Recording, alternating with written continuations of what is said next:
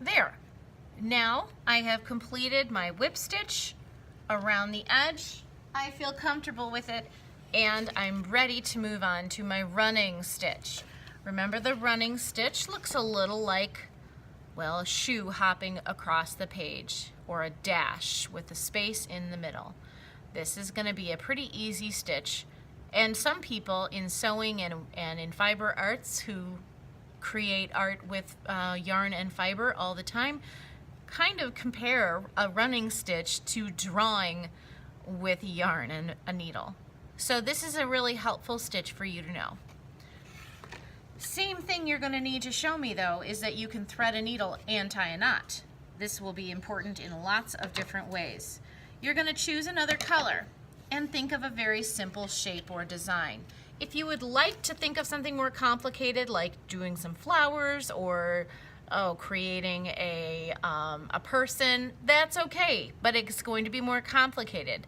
I would suggest starting with something more simple. I might start today with a simple heart. Okay, so I will make a heart shape that's nice and big in the center of my plate. It's going to look a little like an ear, and notice I'm using a pencil. I am not going to use a marker. I'm not going to use something that's going to make a lot of marks on my paper, and if I need to go over it a couple of times, it's okay. Just don't poke through the paper. You should be able to see a little bit. Can you see that? Okay. Now, I'm going to tie my knot. Loop and through the knot, loop and through the little loop there, the hole, got my knot. I can use either the trick of folding it over, pinching and ooching it through, or I can use the little piece of paper, the little V. I'm deciding this time not to use the little V, but it's up to you. You'll have to decide what your preference is. A running stitch is also going to start from the back. You want the pretty stuff on the front. You don't want to see knots and things on the back. Or I'm sorry, you don't want to see knots on the front.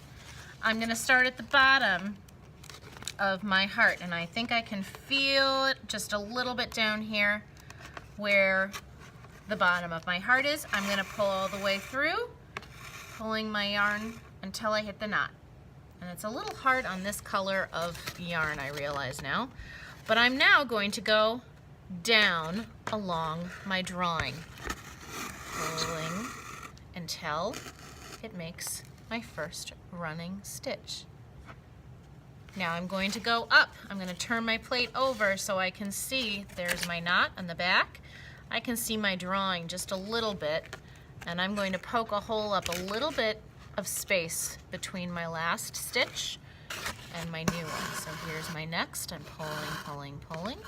You don't want these too far apart because then it starts being hard to see what your shape is. Keep it really close to your drawing. I'm going to go down now. Down. Up and down. Up and down. Keep pulling.